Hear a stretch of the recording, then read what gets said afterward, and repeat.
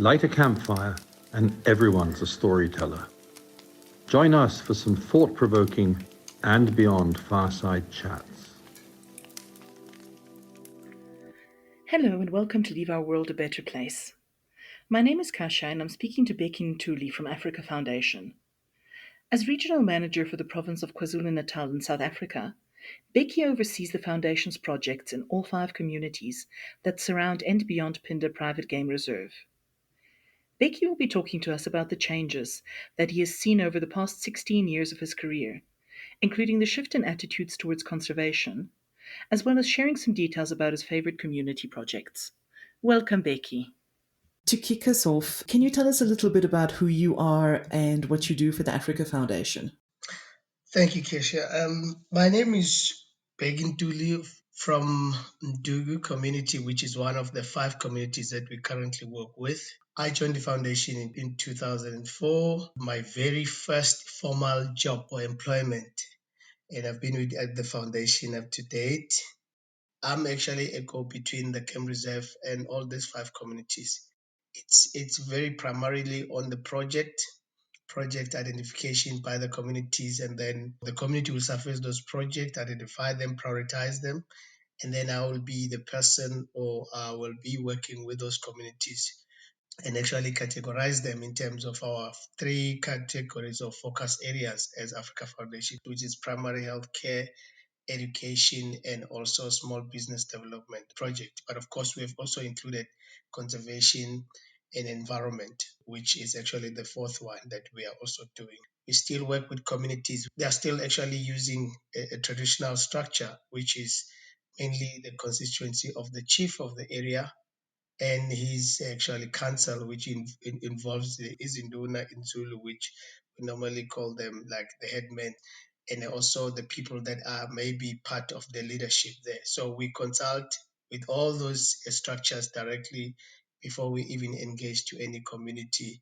So I'm just mainly, I say, they go between the private game reserve and beyond being the private game reserve and these communities. And that's my job. Of course, being the regional manager is now to oversee, and not only in terms of project, but also to look at the implementation of those projects. And beyond that, also we're part of fundraising, which we always take our guests to show what is happening outside in the community.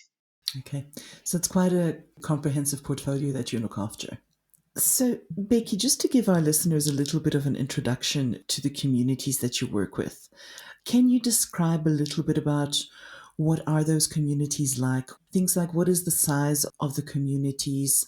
What kind of facilities do they have access to or don't they have access to? And what are some of the challenges that they're facing that you're trying to help them solve as part of Africa Foundation? These communities, there are currently 5 communities. The total population, you're looking at about plus or minus 80,000 people. They are different in terms of sizes. The first 3 communities, which we always say these are the very first communities that we engaged when we started way back in 1990, 1991, was Mdugu. So Mdugu, Nibela, and Ngobokazi. So Mdugu is also known as Makasa community, has got about 15,000 people. And of course, people move in and out of the community, but we've seen the growth over the years. Go to the second one, it's Nibela. Well, that one is not a big one. It's like 8,000 people. And then the third one is Ngobokazi community, which also looking at around about 10,000 people. And there are 2 communities that actually came into our scope 2005, 2006, Kwachobe community and Kwangwenya. And each of those community, you're looking at about almost 17 to 18,000 people. So those are the 2 biggest ones. So if you look at that, it's plus or minus 80,000 people.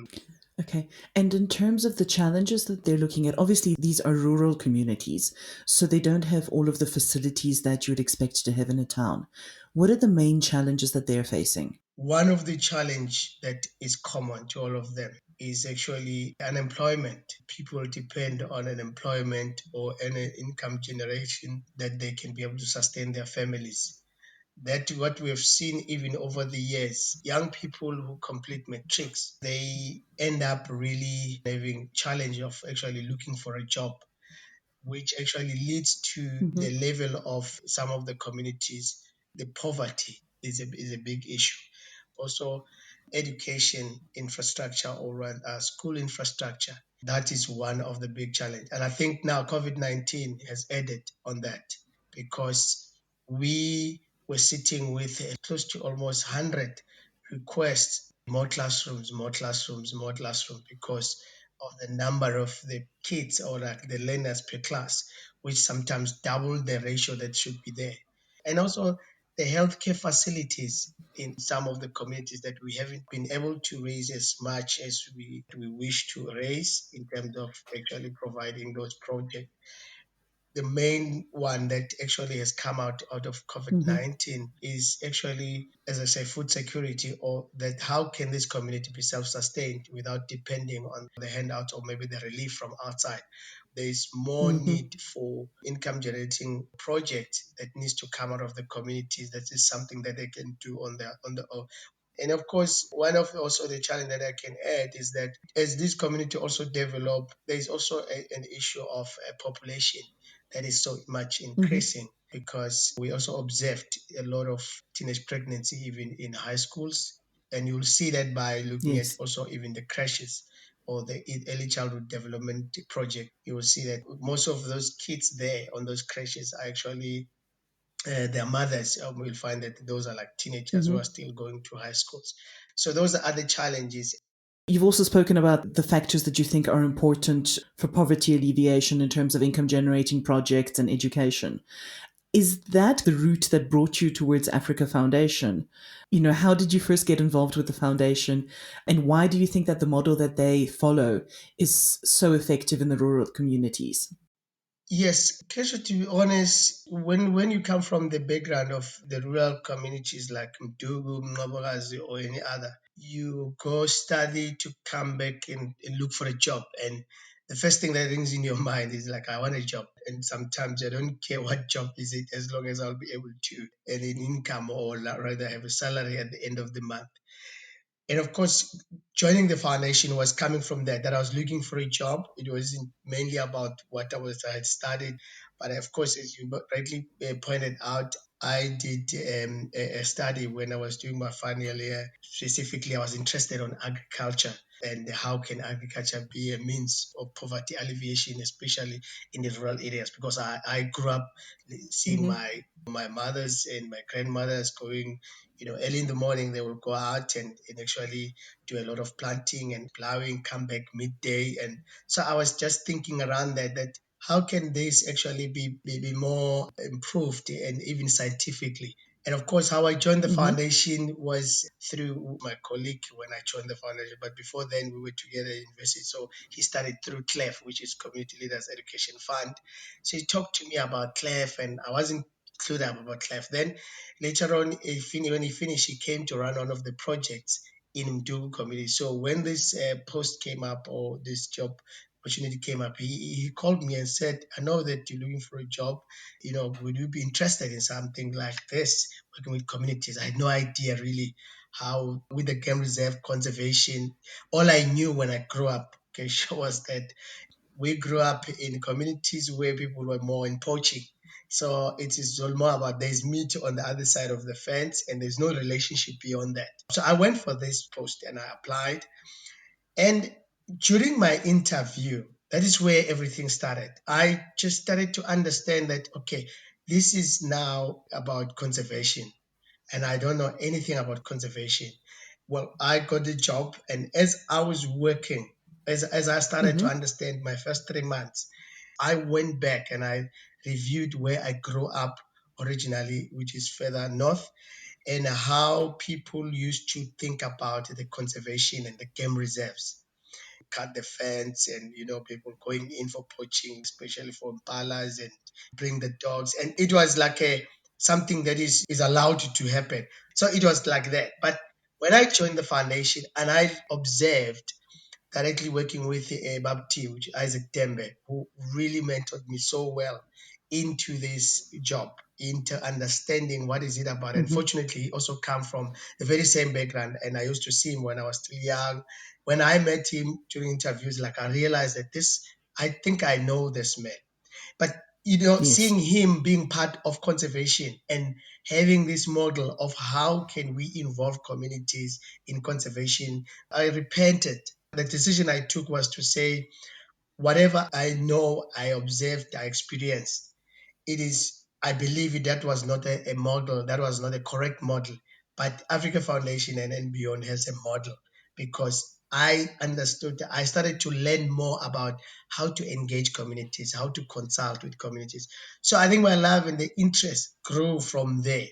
And seeing the impact, even when I joined 2004, there were a lot of like infrastructure projects, like classrooms, clinics. And when we go to these meetings, I will sit there and I'll actually observe how the chiefs, how how Bapti or Isaac Tembe addresses the council or the chief, and that is my root. That's how I grew up. The respect, Hmm. out of that. Yeah. So I think that is how I joined the foundation, and that's how I got Yes. to love what I'm doing. And I think, to be honest, on terms of the model, this is the best model I can say because it involves everybody. It is more of not a top-down approach, but it's like a bottom-up approach, which is more about what people are saying rather than what we think people need, but it's what people are saying they need.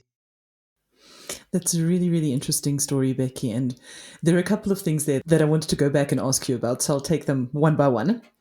It's really interesting to me that you mentioned that the person who sort of first brought you into the foundation and who made you aware of it was part of the Community Leaders Education Fund and that bursary project. So I know that Africa Foundation and beyond, they've been working with the community surrounding Phinda basically since 1991, and that relationship has been going for a long time. And a lot of the projects, particularly the CLEF program, have been going for a really long time. And I think what's quite interesting to me is you speak about members of the rural communities finishing their education and then sort of being at a loss for a job or what to do with themselves. And I think inevitably, in general, a lot of those people would end up moving away to towns, to nearby towns or to bigger cities to look for work.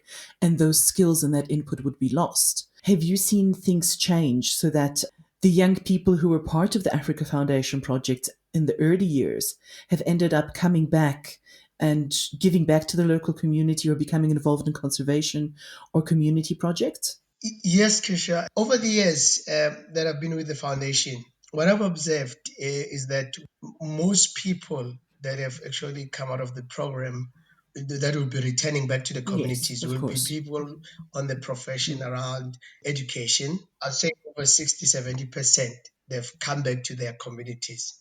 But of course, it also depends on the availability of the job or the post in those schools. Building schools. It has also provided the same jobs for the same students who have actually gone to study Hmm. through CLEF. And then Yes. now they got an opportunity to come back and work in their communities where now the schools were also built with an Hmm. initiation or with the support of Africa Foundation. I've seen a lot of that. And I've seen some of Mm. them even growing to Of the level course. of becoming HODs, deputy principals, also nursing, yes, also the nursing profession. And some have come back to work in the same clinics. Like I know one, she started at the crash that was built by the foundation, and she was one of the first group that went into the crash, Matebo crash, in 1999. And she Yes. went to a primary school, which we also built classroom. She went to a high school, which we built classroom. She also got a CLEF to actually go to university. And then after first year, she got a bursary, full Mhm. bursary from government. And now she's come back to work in Dewey Clinic. And those are the professions that I can say I've seen that happening. Of course, with the medical doctors, we've got one lady. She's now come back as a doctor, but I know that now she has been moved to another hospital, but she came back and worked there. So they all, Mhm. those that they can get a job when they finish, they always want to come back and work around their communities because, as we know, CLEF Community Leaders Education Fund program also has a requirement during their holidays. They need to come back Mhm. and do some community work. So I've seen most of them coming back to school, those who are doing teaching, those who are doing nursing, come back to work at the clinics. And those, like I said, the lady, she used to come back to work at the hospital, who's now a medical doctor. But of course, we have also the other careers, like on the side of engineering. Of course, you wouldn't see a lot of them coming back because there's not much of work that they can do around here unless somebody actually maybe is working for the company that is doing some either construction work around the area or whatever it's related to that. So of course those ones with other careers, they would actually go to Joburg, but they will Mhm. still be in touch with the community because in our culture, where you come from, no matter you can have your own house wherever in urban areas or wherever you are staying just because of work and you have a family there, but you will always come back. Some from Nobogazi, some from Nibela, some from Dugu. So they're trying to do something at least to give back to their communities, even wherever they are. Mm. It's fantastic to see that connection and that sense of things coming around. Now, another concept that you mentioned a couple of times now that is really interesting. You've spoken about the tribal leaders or the tribal authorities and the interaction that you've had with them and that Isaac has had with them on behalf of Africa Foundation. Just for those of our listeners who aren't familiar with the concept, can you explain what is the role of the tribal authorities and why is it so important for organizations like And Beyond and Africa Foundation to earn their trust and their buy-in? And how do they affect the way that we engage with the local communities? To start with, what is the role of the tribal authorities? Mainly is to give leadership to the community. Of course, Mm-hmm. leadership is about the direction and how do we get Mm-hmm. there. It also is about the accountability for them to account to the community as to what is it that they actually have done for the community. And in these communities, as they are leaders, I will make just an example. They know better their communities than even we can bring any researcher to come and do the research because they live with these people. Like, for example, the tribal structure will have the chief, and the chief will have the headman, which is Induna, and then of course the chief will be in charge of that community of Yes. about 12 or 15,000 people, and then he will actually appoint the headman in each section. So they will divide maybe up to like 12 in Induna. So each one will be responsible for that section. And why we actually work through them. Our approach is it's a bottom-up approach. We want to hear what are their needs and how we can together resolve those needs. And if ever we have got challenges, especially if we look at Phinda Private Game Reserve being in these communities, you will expect a high rate of poaching, and whenever you have those cases, the best way to police or the best way to secure the animals or to do conservation successfully, have a good relationship with the leadership of that community. Because if there is any challenge, you will always go and consult through the leadership. And I'll tell you, Kesha, they know their people and they will definitely be able to find a person probably even within hours or day of within a day because it is always the information will flow quickly. They will know who might be the suspect. Why we actually prioritize community leadership to build that relationship. How do we live together to actually balance the two so that there's a mutual benefit?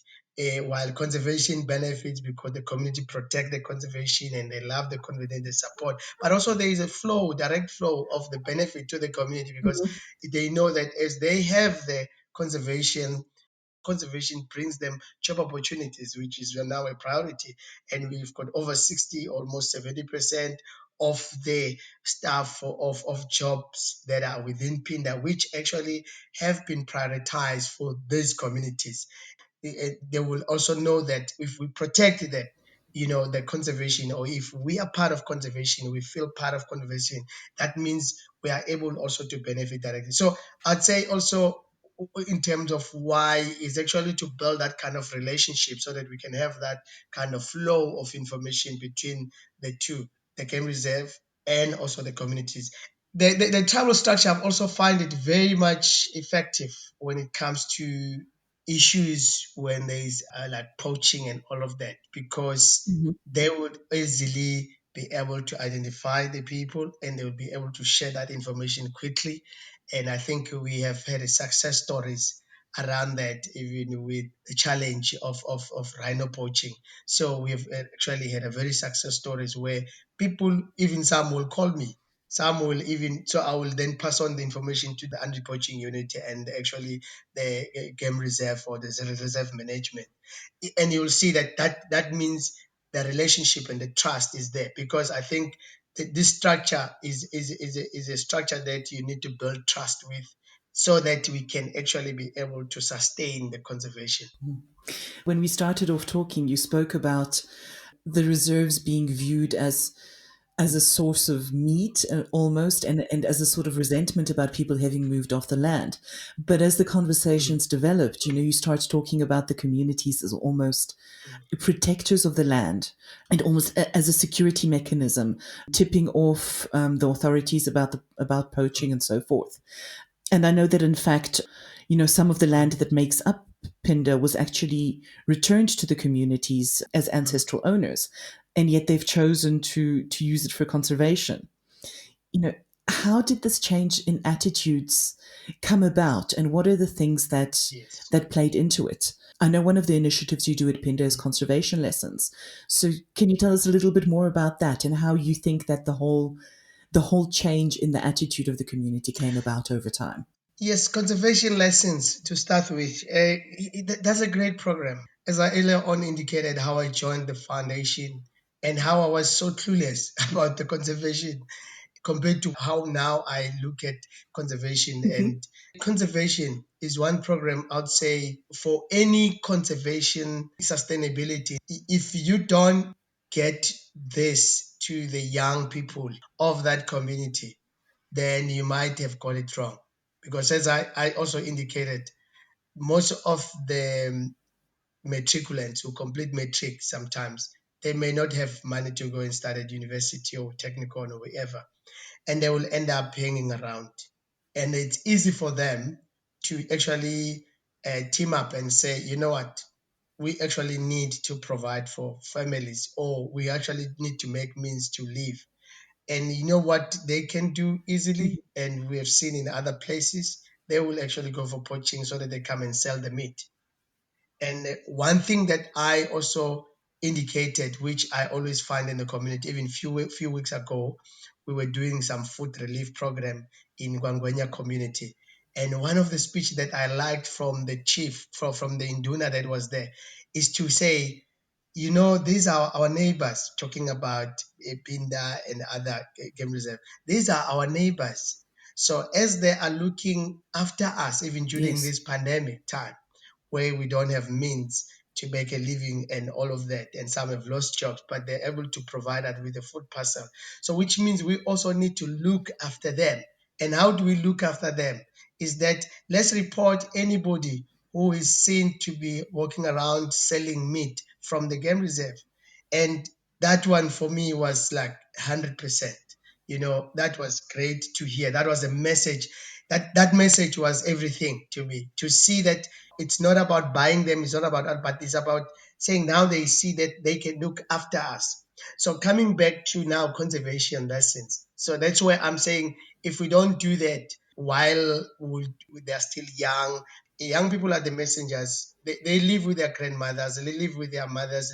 They one experience that I had, which one Hmm. of the memories that I have, I remember when I first joined the foundation and I went on a conservation lesson trip where there were like there were 8 learners in the vehicle, and Yes. myself, and then there was a ranger. So as part of conservation lessons, they will come to the reserve and then do a normal game drive that is done by the guests, and then get to learn even about the ecosystem, wildlife, and everything, and get to see the animals. Hmm. And we came across an elephant sighting.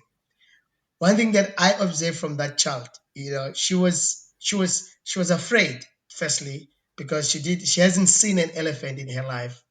She had only seen an elephant in the picture. And they were saying, okay, there's an elephant sighting on the other side. So the ranger, spoke to us and say, be ready. This is how you need to behave and all of that. And as we approached the sighting, then she saw this big animal, and I looked at her face. She couldn't. You couldn't tell if she would cry or she would laugh or she would scream, because she had like mixed feeling, like she didn't know what to say. And as we get closer, well, we kept a safe distance and we stopped, and then talked about it. She was uncomfortable. She wasn't sure either to cry, but then you don't need to make noise and all of that. But as we moved out of the sighting, I started to ask and engage her, like, how did you feel? And she was like, I haven't seen this ever in my life. I'll tell my grandmother. You know, for me, that is a story that we need to share through the conservation lessons, to say more than just what they read on the paper and all that, what they see stays longer, and it makes a lot of, it creates memories. And Yeah. out of that, that is what we have seen now, that communities have started to understand not only them, but also through the message that they get from the children. And as we know, children, as they go back home, they can even start like lessons with their grandmothers and mothers, fathers, and everybody at home, to say, how to do, why the elephant is like this and how it looks Mm. like it. And that kind of experience, when elderlies or mothers and fathers or whoever, parents, see their children enjoying that, definitely they would love that place. And I always say, if your child visits somewhere and come back not happy, you will not be happy. But if your child visits and come back and tell you exciting stories, even next time you will say, yeah, I actually now want to go and see that place. That's why even Keisha, I can share this also, it's more like a joke, because I always even get complaints, but not in really in the sense of complaints, but saying now it's more like you're focusing on the kids. We also want to go there because they tell us about what is there, but we haven't seen that. And now they are young ones. We actually, their parents, they know Phinda better than we know it. And if you look at that competition, for me, that is a message. And we also, more than just conservationists, since during holidays, if it's a normal kind of a year, beside that, currently we're still dealing with this pandemic. But if it's a normal current time of the year, when the schools are in vacation or they're on holidays, during that time, we also use the same program of conservation lessons to do also the community leaders and community members, where we will pick like all the travel authority to come in the reserve and see what is happening. And coming also to the question of how that has changed, and in terms of the land claims, we have two community successful claims with the two community trusts. That is Ngobogazi, and also from Ngobogazi community, and also Mdugu community, or Makasa community. I think that has been because of one, as I earlier on mentioned, the bottom-up approach for us has worked. I will always say it's been very transparent process of going to them, Yes. engaging with them in terms of what do they think the Africa Foundation or beyond can assist them. And rather than saying, we think you need that and we think this is how it can be done. That's why even our processes, when we do projects, they are very involving. I always say, Kasha, we can have a funding of millions to do like so many projects, and we can do them at a go, like easy, finish them. But I tell you, you will have a lot of those projects becoming white elephants because you've not involved the people. And sometimes our donors can get so frustrated with the process before the project start, because they would like to understand why the project is not happening and all of that. But I think the most important part in the success of the project, I always say, it's consultation. It's prior the project actual implementation. That one, if you get that one right, the period how you implement the project, if it's construction, 3 months, 2 months, it's for me, that is actually the end product. But the very important one is how you have prepared to actually get to where you want to get. So I think that kind of relationship over the years and engagement and type of project that we have done, including conservation lesson, has actually made it easy for the community to understand and to buy into understanding the value of conservation over the years. Hence, even during the land claims, they were happy to say, you know what, we're going to lease the land back for years. You continue use it. In the process, there is a lot of skills transfer. Other new like managers that we are seeing coming up, even through the lodge system, that you will see that somebody came in, they came in maybe through star in training which they came in to learn about hospitality, like what is happening on when you're working at the lodge. And they went through all the departments. And then when there was opportunity for a job, they were employed maybe as a waiter. They moved to becoming a host camp manager, and some even now becoming lodge managers and rangers, trekkers. And I think that kind of sharing of information, projects that are very involving in terms of how they're having so much impact in the communities.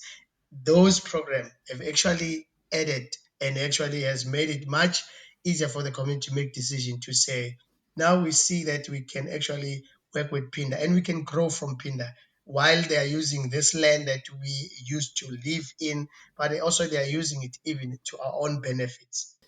That's really fascinating. And Bheki, you've spoken about relationships and about making connections.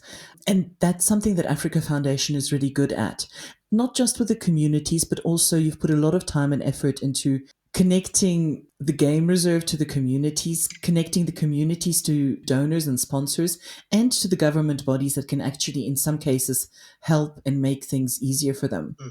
And I think one particular project that I'm aware of where that has happened so successfully is the Kulani Special School. And it's grown immensely. Can you tell us a little bit about that project and how it started off so small and how the relationships and the connections that you were able to make have allowed it to become so successful and such a really big project for Africa Foundation over the years? Kulani Special School is one of my favorite. How Kulani Special School came about was through there's a Kulani disabled group that was formed by the elderly people who are living with disabilities. And some of them were involved in that not because of direct living with disability themselves, but find that their grandchildren or their children are actually going through that or are they living with disability. They actually saw a need because most of the schools are public schools, primary or high schools. They don't really accommodate those children who are living with severe conditions. They can accommodate some of them, but with in terms of being severe, they are unable because of how they are built in terms of the infrastructure and all of that. Not all of them. I remember in the district, I think there were only 2 schools that were actually special school because that is more like a special need kind of attention that they needed. They also observed the same with all 5 communities. They didn't have any special school. And as a result, they approached Africa Foundation. They will invite us for a meeting, sit under the tree, talk through their vision. This is what they do, but more than just what they're doing, they were looking for funding to build a school for the disabled children. And the trend was that most of those children or learners or children were living with disability. Some of them were hidden at home because somehow in our culture, when you give birth to a disabled child, sometimes there are a lot of issues, there are a lot of things that people say, and it will come like as a shame, and people won't feel comfortable in the community because of the stigma that is being created out of that. So there's some of them will hide them, and then you find that kids will grow there without having been exposed to any community lifestyle, and they felt like, you know what, let's give these other children an opportunity. If there can be a school, they'll be given an opportunity to also experience life and actually even be able to show what they are able to do. Because living with disability is not that you cannot do anything. Even they can do some things much better than any other person. So that is how the school came about. And we're able to raise funds. When we meet the people and they say they have got a need, we always ask the question that, what have you done? So they had already done their background work. One of the member of the disabled group had already donated with one of the house to one of the relatives used to live there, but they were no longer living there. So it was next to his house, he left abandoned. But it was a good 2-roomed house and another shack on the side. So, and then they said, we also have a place where we can start. We were ready to start even with 10 kids because we'll start with our own children, our grandchildren, and we'll look after them. We already have volunteers who can work with them and help them. That for us was so much motivating to say they've already done something. And as we know, with the Department of Education, for you to get approval for the school, you to meet some requirements. Of course, the infrastructure, at Yes. least you must show some kind of saying, I've got so many children who are already going there. So they started there to say, you know what, for this to grow, I think we can do a bit, because through Zuga they were able to repaint, renovate, put the fence on that old structure. But then they invited me to be part of that and lead the process of fundraising. And I got involved there. Fast forward from there, we're able to Mm-hmm. raise about 1.6 million rand. There was a lot of process to involve the Department of Education to prove to them that we will be able to build this. And they committed to actually hire the teachers, the principals, and we were able to do our first 3 classroom with 2 storerooms and 5 toilets and the fencing. And of course, since this is a special school, we're able to build like walkways so that they can even use the wheelchairs. And then we're able to bring in the Department of Health through Mseleni Hospital, Dugo Hospital. When we do any project, we always firstly identify Mm-hmm. who are the other key stakeholders that we need to involve. So one played that role.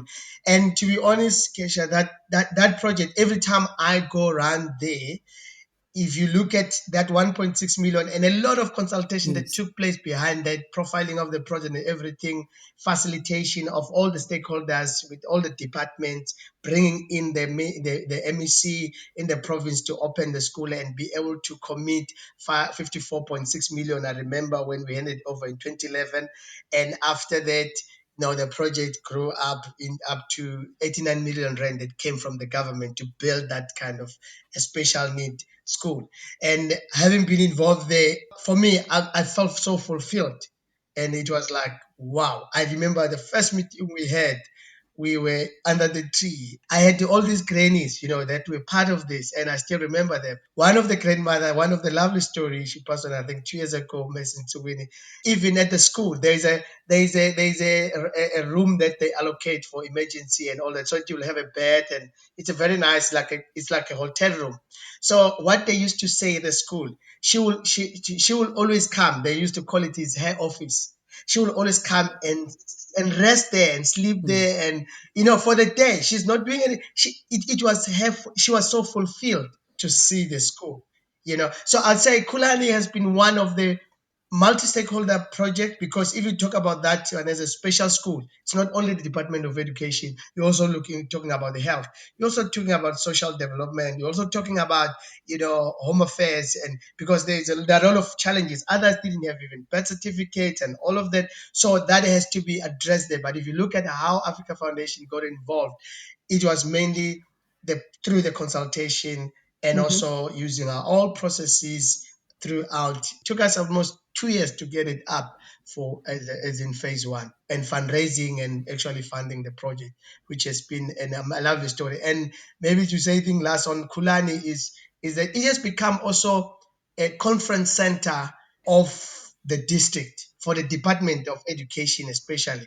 They hold meetings there. All the schools, they come as far as Manguzi, which is 120, 150 kilometers coming into Kulani. Part of it is that they've got like 220 learners who are staying there. And now the learners at Kulani, they come as far as Mpangeni, which is like 200 kilometers away. And they leave other special schools to try and come here because of the facility and how it looks like and how it was built. So I think Wow. we were that's how we involved. Like Kesha can talk about Kulani. There are a lot of other exciting stories and love stories and Mm-hmm. jokes and how it all came about. But to see it as it is now, it's really humbling. And being through the work of Africa Foundation and beyond, and Phinda specifically. It's a really amazing project, and it's obviously one that's very, very close to your heart. Mm, mm, mm, Becky, just to end off with, we've mentioned a couple of times that the COVID-19 pandemic has obviously brought about a very challenging time for the rural communities that you're working with. mm, What have been some mm, of the most urgent needs of these mm. communities during this time? And how have you in the Africa Foundation been trying to help meet those needs? The most urgent needs have been families didn't have means to put food on the table, because those who had jobs, Mainly the jobs in the community are temporary jobs. That is funded. There's a construction company. There's a lot of people that are employed there. So that one had to stop. Then there's nothing. Those who were the jobs, sometimes they got half salary 1 or 2 months later, they didn't have anything because the company couldn't. And as you know, Mm-hmm. most of the Mm. people are employed in lodges, not only we're talking about and beyond, but also other companies around. There's been a need for food, and mainly you find that especially the women, they sell food or they sell anything that they're getting from their gardens. And now people were not working and there was nothing happening. Everything Yes. had to stop. So those people who would go out and put a table and sell sweets and whatever, even at schools, and so it stopped. Now there was a big challenge of food, and we were very much involved in the food relief program and in distribution of food. And thanks to our donors that came up, even some with before we can even approach them, we have actually seen some of the donors donated maybe classroom to a crash or a school, and they will say, "What can we do? Can you send funds to actually, Mm-hmm. for relief, for food parcel?" So we've done a lot of that, especially at Kwangwenya community directly. We have done now, I think, over 450 food parcel during that time, and we're still doing them now. We actually have narrowed the scope Mm. to actually try and help those who are not even getting any grants from the government. So we're trying to do like 150 every month for the next 3 or 4 months. And in the crashes, we have done the same. Those donors who have sent money, Mm-hmm. I've done food parcel for the kids. But of course, what we'll do, we'll invite all the parents to come and take those food for the kids because they will get food at school or at the crash, like one meal a day. So we've done all of that. Also worked with other stakeholders, with other, neighbors Yeah. who are actually running like operating lodges because they are learning a lot from us as Africa Foundation and beyond. So I've been much involved, especially in the community that we work with. They say, we want to help there, but want to come through you. How can we help? So since we have the leadership structure, we know who to consult and all that. So that has been happening over the years. Now the challenge, of course, going forward, I think what I see now as a challenge to us as Africa Foundation and then beyond and any other stakeholders is to actually to look at how can we self-sustain these communities, make this community to be self-sustained, so that even in future when such time comes, they can be able to sustain themselves. That's why we have now actually focused our projects into those projects that can help to self-sustain those communities. For example, we're funding a lot of water boreholes to actually go into the food gardens or the vegetable gardens. And also we are looking at all other small business development to see how can they self-sustain as communities. Fantastic. It makes Yes. perfect sense to do it that way. Becky, if there are any of our listeners who would like to find out more about those projects or maybe get involved, give a little bit of a donation, can you just direct them to the website address where they can get more information? Yes, you can go through africafoundation.org.za, and the need is out there. And of course, it's always about empowering communities Mm-hmm. through conservation. For our projects are mainly about how can people self-sustain Yes. themselves, be empowered to even do it even without us in the future. That's what we're looking to see that. Becky, thank you so much. As always, it's been an absolute pleasure to talk to you and to feel your passion for the projects and for what you do. You're most welcome, Kesha, and thank you so much. Thank you for listening to And Beyond Fireside Chats. Don't forget to subscribe to make sure you never miss an episode. If you have any comments or feedback, or would like to suggest a topic you'd like to hear us talk about, drop us an email at firesidechats@andbeyond.com. We'd love to hear from you.